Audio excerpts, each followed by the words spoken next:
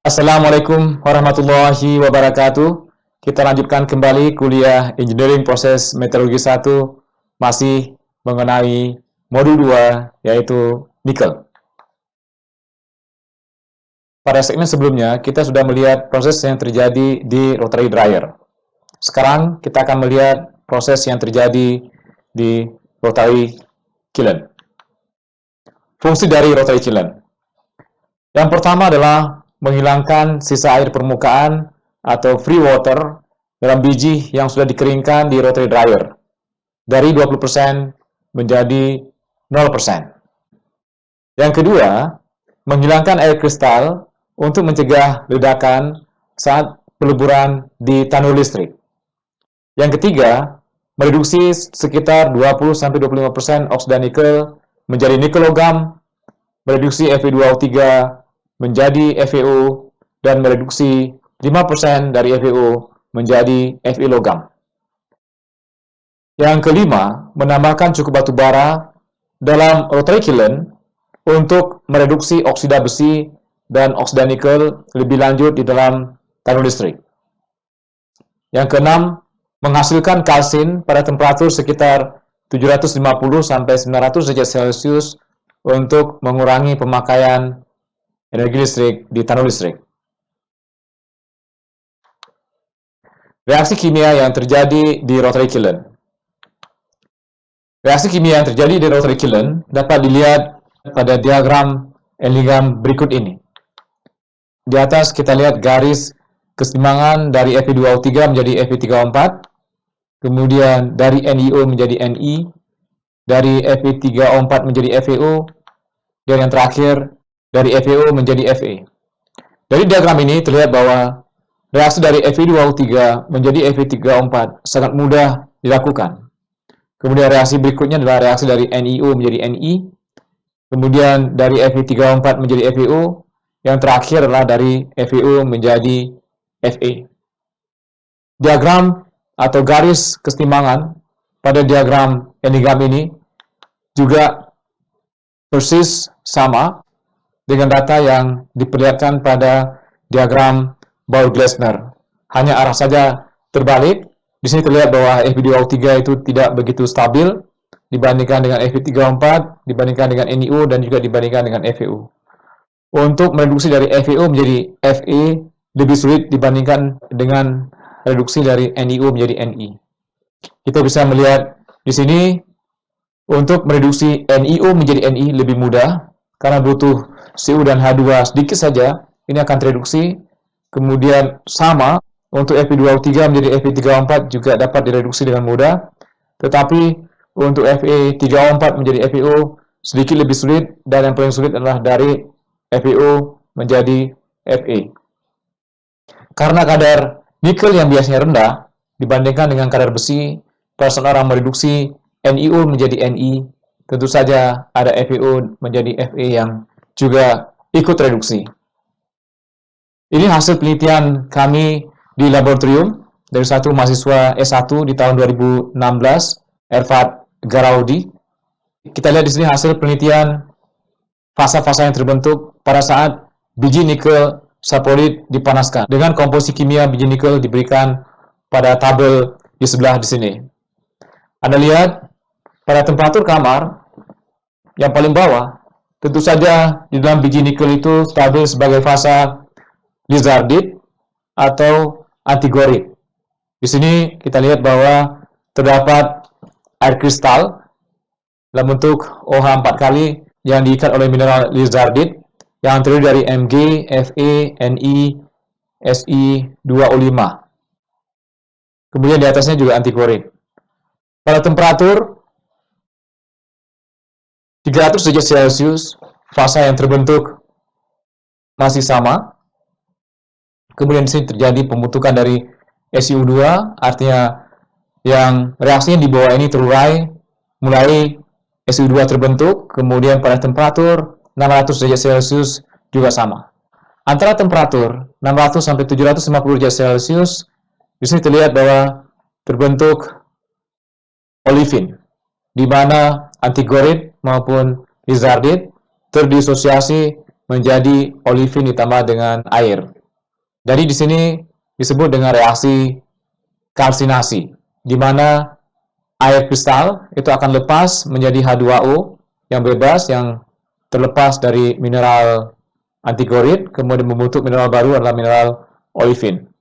Bisa saja aktualnya di pabrik temperaturnya sekitar 700 derajat Celcius, reaksi pelepasan dari air kristal ini sudah berlangsung dengan baik.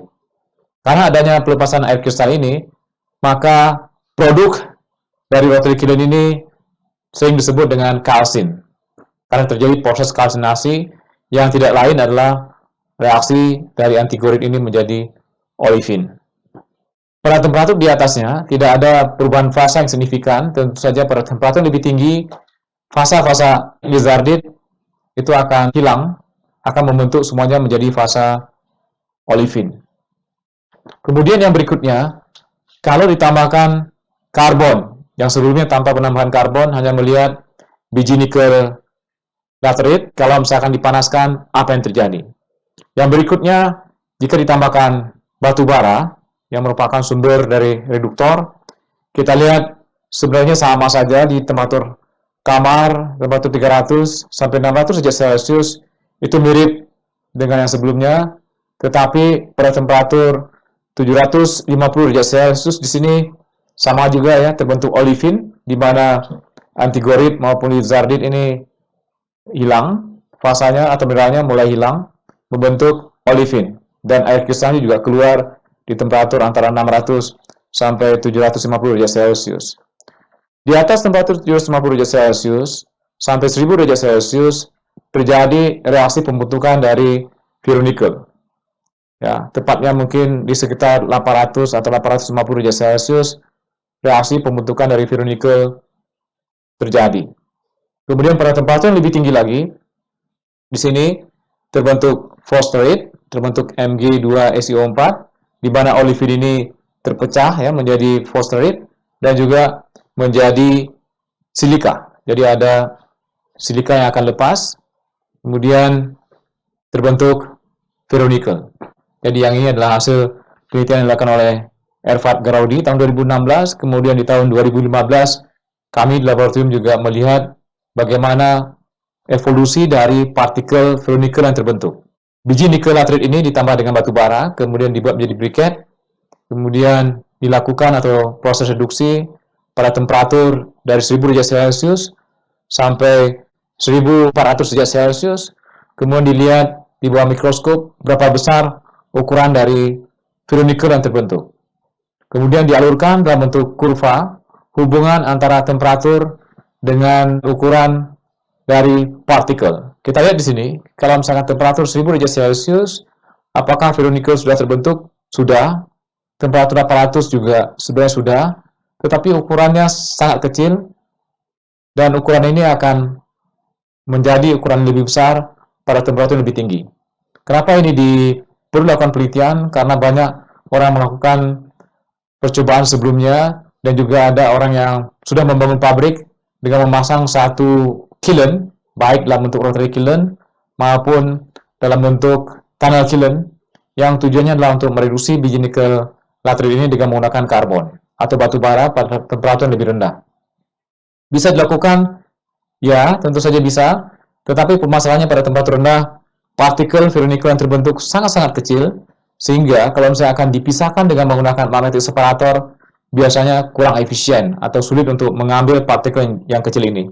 Tetapi kalau misalnya dipanaskan pada temperatur yang sedikit lebih tinggi, katakanlah mulai dari 1000, 1150, 1200 derajat Celcius, akan membuat partikel ini menjadi lebih besar dan memudahkan untuk diambil dengan menggunakan magnetic separator. Jadi di bagian akhir proses, kalsium ini kemudian mungkin digiling ya, kemudian diambil kembali logamnya dalam bentuk ferronikel partikel. Kita lihat di sini temperatur 1000 derajat Celcius, partikelnya ada tapi kecil-kecil, kemudian di 1300 derajat Celcius ini terlihat partikelnya sudah relatif lebih besar. Jadi penelitian ini dilakukan oleh Aulia Taufik Akbar di tahun 2015.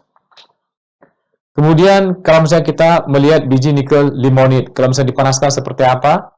Biji nikel limonit yang di bagian atas ini Di bagian bawah dia stabil dalam bentuk gutit, Fe-nya. Kemudian kalau misalnya dipanaskan pada temperatur 600 derajat Celcius, sudah yakin bahwa dia sudah berubah menjadi hematit. Jadi di sini terlihat di temperatur 600 derajat Celcius tidak ada puncak yang memperlihatkan dia dalam bentuk gutit, semuanya sudah tertransformasi menjadi fasa hematit. Di bagian bawah, kalau misalnya ditambahkan reduktor, batu bara, apa yang terjadi? Jadi di temperatur kamar sampai 600 derajat Celcius atau 700 derajat Celcius mirip, kemudian di temperatur 800 derajat Celcius terlihat di sini terbentuk partikel dari ferronikel. Jadi 800 derajat Celcius sebenarnya ferronikel sudah terbentuk walaupun ukurannya kecil. Jadi penelitian ini juga dilakukan oleh Edward Giraudi tahun 2016 yang meneliti apa yang terjadi perubahan fasa pada saat biji nikel natrium dipanaskan. Kenapa ini penting? Ini menjadi penting karena proses ini dilakukan di rotary kiln aktualnya untuk melihat pada temperatur berapa reaksi-reaksi tersebut ini terjadi di dalam rotary kiln. Ini reaksi yang terjadi dalam rotary kiln. Yang pertama reaksinya adalah reaksi penguapan dari air. Air masih ada dalam bentuk air bebas atau free moisture yang dipanaskan pada prinsipnya di atas temperatur 100 derajat Celcius dia akan menguap. Jadi biasanya ini terjadi di bagian pertama dari rotary kiln. Jadi rotary kiln itu panjang, lebih panjang dibandingkan dengan rotary dryer. Jadi sepertiga pertama digunakan untuk menghilangkan air permukaan ini, temperaturnya sekitar 300-400 derajat Celcius, temperatur gasnya. Kemudian yang berikutnya adalah di bagian tengah dari rotary kiln ini berlangsung reaksi yang sebelumnya sudah kita lihat dengan menggunakan hasil penelitian perubahan atau transformasi fasa pada masing-masing temperatur. Jadi pada temperatur sekitar 700 derajat Celcius, hasil penelitian sebelumnya menunjukkan bahwa sekitar di 750 derajat Celcius jelas air kristalnya itu sudah keluar. Itu bisa dipadukan data yang sebelumnya dari SRD dilihat kembali dengan menggunakan 3DTA pada temperatur berapa sebenarnya terjadi reaksi pelepasan dari air kristal ini. Untuk gutit menjadi hematit ya sekitar 600 derajat Celcius, reaksinya sudah berlangsung. Kemudian untuk garnierit, yang ini mineralnya garnierit atau lizardit atau atigorit yang sebelum kita sudah lihat yang ada OH, ini artinya ada air kristal menjadi NiO sehingga Ni-nya kemudian atau NiO mudah direduksi dengan karbon, dia akan terlepas kemudian menjadi MgO dan SiO2 yang sebelumnya juga kita lihat terjadi pembentukan dari SiO2 dan olefin. Ini terjadi pada temperatur sekitar 700 derajat Celcius, kemudian ini ada air kristal yang keluar. Produk ini sekali lagi disebut dengan kalsin, dan reaksi ini juga, dua reaksi ini disebut dengan reaksi kalsinasi, di mana air kristal yang tadinya dalam bentuk mineral di sini dia terlepas. Jadi produknya disebut dengan kalsin bukan karena ada reaksi kalsinasi katakanlah dari batu kapur yang umum ya, CaSO3 menjadi CaO ditambah dengan CO2, tetapi karena adanya pelepasan air kristal ini. Kemudian yang berikutnya, ini yang paling akhir dari rotary kiln, di dekat dengan burner di situ, dipasang burner, terjadi reaksi reduksi. Baik NiO ditambah dengan karbon menjadi Ni plus CO, atau NiO ditambah dengan CO menghasilkan Ni ditambah dengan CO2. Di situ juga terjadi reaksi dari CO ditambah dengan Fe2O3 menjadi FeO ditambah dengan CO. Ini setelah terjadi pelepasan air kristal, ya reaksi ini biasanya berlangsung, dan juga reaksi dari FeO ditambah dengan CO menjadi Fe ditambah dengan CO. Jadi reaksi dari NiO dan besi oksida terjadi di sepertiga terakhir dari rotary kiln.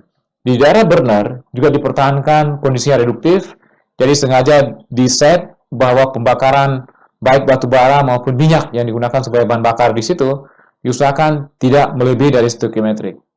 Jadi ada pembakaran yang under atau di bawah stoichiometric untuk menjaga lingkungan di daerah burner tetap reduktif, untuk menjaga tidak ada atau meminimalkan karbon yang terbakar, dan juga yang paling penting adalah untuk menjaga bahwa terjadi reaksi reduksi di situ.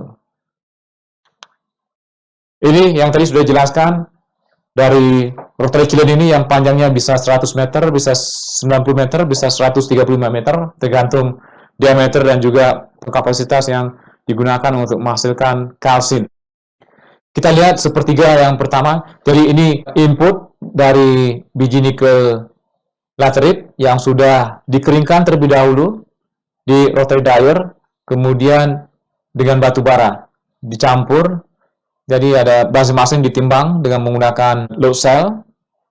Harus tahu dengan pasti berapa ton per jam biji nikel yang akan diumpankan ke dalam rotary kiln dan juga berapa ton per jam batu bara yang diumpankan ke dalam rotary kiln. Ini benar-benar harus diketahui dengan pasti, termasuk juga komposisi kimia dari nikelnya harus tahu dengan pasti dan berapa air permukaan yang sisa yang terdapat di dalam biji nikel ini.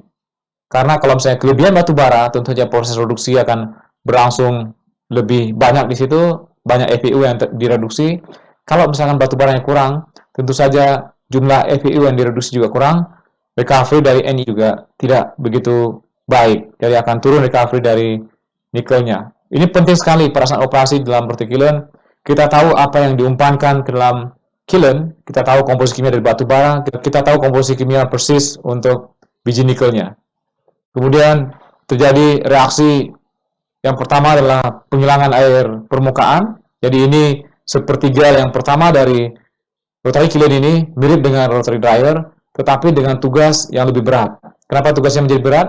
Kalau misalnya kita lihat di rotary dryer, jumlah air yang dihilangkan biasanya antara 35 menjadi 20%. Ya, sekitar 15% air keluar. Di sini, yang keluarnya adalah 20%. Jadi sisanya, yang tadinya keluar dari rotary dryer sekitar 20%, tentu saja ya pada saat diletakkan di gudang, ada air yang akan lepas ke lingkungan, tapi biasanya diasumsikan tetap sekitar 20%. Dari 20% menjadi 0%, menjadi tidak ada. Yang kedua, di bagian tengah terjadi reaksi pelepasan dari air kristal. Reaksi yang di bawah ini, reaksi yang tadinya gutit menjadi hematit, dan yang tadinya lizardit atau antigorit atau garnirit menjadi olivin, ya, atau lepas NiO-nya dan juga MgO dan kuarsanya, ditambah dengan air kristal yang keluar. Jadi 4H2O ini tidak lain adalah air kristal yang keluar menjadi gas. Kemudian yang bagian terakhir, bagian ujung dari rotary kiln ini yang dekat dengan burner yang dipasang, itu tugasnya adalah untuk mereduksi sebagian dari NiO menjadi Ni dan juga sebagian besar, bisa dikatakan 100% dari Fe2O3 menjadi FeO dan sebagian kecil dari FeO menjadi Fe. Biasanya NiO ini menjadi Ni sekitar 20-25%, kemudian dari FeO menjadi Fe sekitar 5%. Kondisi di sini yang harus dijaga tetap reduktif di sekitar dari burner ini. Mungkin stoichiometrik pembakarannya kurang dari 1 yang jelas ya. Bisa mungkin sekitar 0,5 atau 0,4 atau 0,6. Ini yang dilihat kembali. Jadi kondisinya benar-benar reduktif di sini. Kemudian juga temperaturnya dijaga sekitar 900 atau 1000 derajat Celcius untuk mencegah terjadinya pembentukan dari mud ring, atau ada orang mengatakan bahwa itu chunk, ada orang mengatakan itu adalah clinker. Ada orang mengatakan bahwa itulah clinker, ada orang mengatakan itu chunk. Ini diminimalkan. Jadi menggumpalnya biji nikel karena temperaturnya tinggi ya, dia tereduksi, terutama kalau misalnya ada Fe2O3 ini bisa membentuk FeO yang bisa membentuk fire yang melting point-nya atau temperatur lelehnya rendah yang terjadi di bagian ujung dari rotary kiln ini. Kemudian kalsin ditampung dalam suatu kontainer, temperaturnya diusahakan tetap tinggi untuk meminimalkan kebutuhan energi listrik di tanur listrik. Tubuh dan gas buang pada temperatur 250-300 derajat Celcius yang komponen utamanya terdiri dari CO2, H2O, dan N2. Tergantung dari teknologinya, bisa saja untuk teknologi yang tidak digunakan air pipe atau fan di bagian luar dari kiln ini, bisa saja jumlah CO-nya masih tinggi. Begitu jumlah CO-nya tinggi, tentu saja ini tidak begitu nyaman kalau misalnya dialirkan gasnya ke dalam baik back filter maupun elektrostatik precipitator. Untuk kasus itu biasanya gasnya lebih memungkinkan kalau misalnya dialirkan ke dryer di mana CO-nya bisa dibakar kembali, sisanya menghasilkan panas. Ya, sepertinya konsep-konsep ini yang digunakan pada teknologi yang didirikan pabriknya oleh China di Indonesia. Mereka mengalirkan semua gas buang ini ke rotary dryer untuk memanaskan, untuk mengurangi kebutuhan energi di rotary dryer. Kemudian di bagian bawah, Anda lihat di sini ada kalsin, sebagian kecil NiO dan FiO tereduksi menjadi nikel, logam, dan Fe logam, mengandung batu bara, karbon, pada temperatur 750 sampai 900 derajat Celcius. Kalsin ini ditampung dalam kalsin container yang dilapisi refraktori yang kemudian diumpankan ke dalam tanur listrik melalui bin yang ada di bagian atas dari tanur listrik. Jumlah debu dapat mencapai sekitar 15% yang keluar ke bagian sana ya, karena prosesnya benar-benar yang pertama temperaturnya tinggi, air tidak ada sama sekali, sehingga mudah sekali partikel-partikel ini menjadi debu.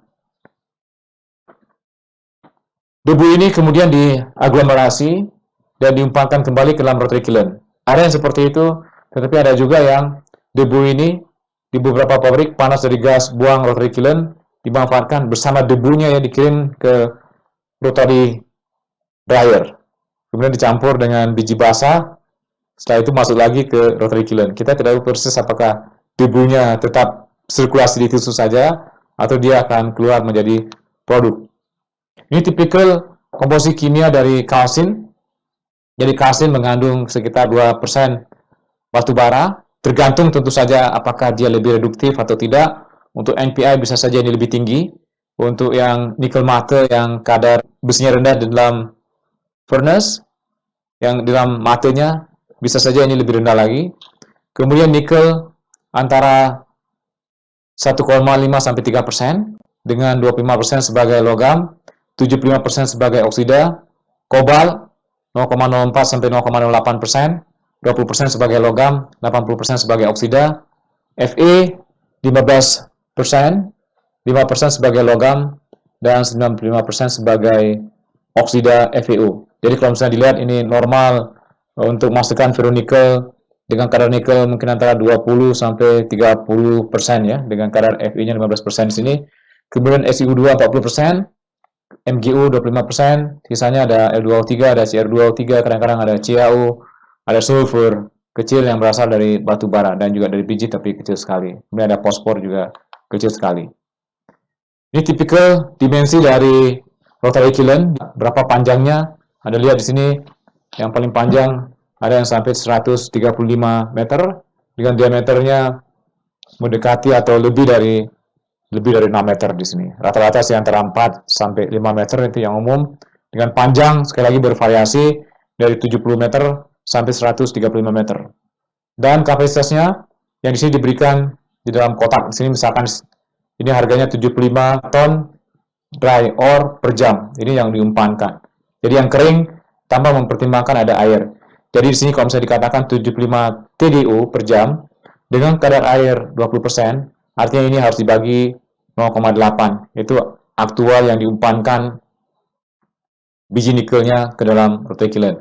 Yang paling besar Anda lihat di sini bisa 165 ton per jam TDO. Sekali lagi kalau misalnya dilihat, kalau misalnya basah, basis yang sebenarnya 165 ini dibagi dengan 0,8. Di bagian atas informasi mengenai kebutuhan dari bahan bakar untuk burner di sini, konsumsi dari bahan bakar dalam satuan per TDO tergantung yang digunakan.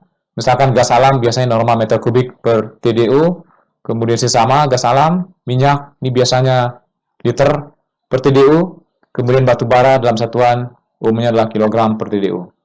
Jadi kebutuhannya juga macam-macam, bergantung kepada dimensi dari rotary kiln-nya. Biasanya makin besar atau makin besar dimensinya, dia lebih efisien. Kemudian juga bergantung kepada kalori yang digunakan sebagai bahan bakar, kalori dalam batu baranya. Di bagian bawah ini diberikan informasi mengenai kebutuhan dari reduktor, juga per TDO. Ini biasanya digunakan satuannya semuanya adalah kilogram per TDO. Kita lihat di beberapa negara ada yang menggunakan wood chip, karena negara tersebut tidak punya tidak punya batu bara sama sekali, mereka punya hutan yang banyak, kemudian mudah membuat kayu, ya, kayu itu kemudian digunakan sebagai reduktor. Bagian besar sih menggunakan batu bara sebagai reduktor, kemudian di beberapa pabrik juga menggunakan antrasit sebagai reduktor. Di bagian atas di situ kita lihat hubungan antara volume dari rotary kiln dengan kapasitas dari rotary kiln, yang satunya adalah dalam TDU per jam. Neraca material, ini secara umum kita harus membuat neraca nikel, perasaan kita ingin membuat neraca massa dari proses yang ada di pabrik. Kemudian neraca panas, kita lihat bahwa dari panas yang masuk, ini 42% dari batu bara, kemudian ada volatimeter dari batu bara itu dia akan keluar, ya, itu bisa digunakan sebagai bahan bakar juga. Tapi syaratnya harus ada fan yang akan mengoksidasi dari reduktor ini. Kalau misalnya tanpa fan tentu saja akan sulit. Misalkan teknologi dari China saat ini yang di Indonesia, mereka tidak menggunakan fan. Dalam kasus seperti itu mereka harus menggunakan reduktor yang cenderung ke arah VM-nya rendah, biasanya menggunakan antrasit atau menggunakan semi kokas yang VM-nya sudah dihilangkan sebagian pada saat membuat kokasnya. Kemudian juga dari reduktor yang ikut terbakar pada saat proses terjadi di rotary kiln, dari pembentukan CO, jadi terjadi hasil reduksi, misalkan Fe2O3 plus karbon menghasilkan Fe plus CO. CO ini bisa digunakan sebagai bahan bakar. Tetapi sekali lagi, ini bagi rotary kiln yang mempunyai air pipe atau fan yang dipasang di bagian dinding sehingga bisa mengoksidasi dari CO ini. Kemana saja output dari energi ini? Yang pertama akan menghilangkan air dari sisa dari di dalam biji nikel yang terdapat pada produk yang sudah dikeringkan di dalam rotary dryer. Yang pertama, yang kedua untuk menghilangkan air kristal, kemudian masuk ke dalam produk, ke dalam kalsin, temperatur sekitar 700 sampai 950 atau sampai 1000 derajat Celcius, bergantung kepada teknologi yang digunakan, tergantung pada proses yang digunakan. Kemudian yang ini hilang ke lingkungan, ini hilang ke dalam gas buang. Nah, sisanya ini karena untuk reaksi kimia, ini masuk dalam debu dan abu dari pembakaran. Jadi sebagian besar sekali lagi untuk menghilangkan air permukaan, kemudian untuk menghilangkan air kristal, dan dia akan masuk ke dalam kalsin. Untuk reaksi reduksi itu tidak begitu banyak karena reaksi reduksi juga terjadi sangat sedikit di dalam rotary kiln. Terima kasih atas perhatiannya. Kita baru saja melihat mengenai proses yang terjadi dalam rotary kiln dan juga apa kegunaan dari rotary kiln. Terima kasih atas perhatiannya. Semoga bermanfaat. Assalamualaikum warahmatullahi wabarakatuh.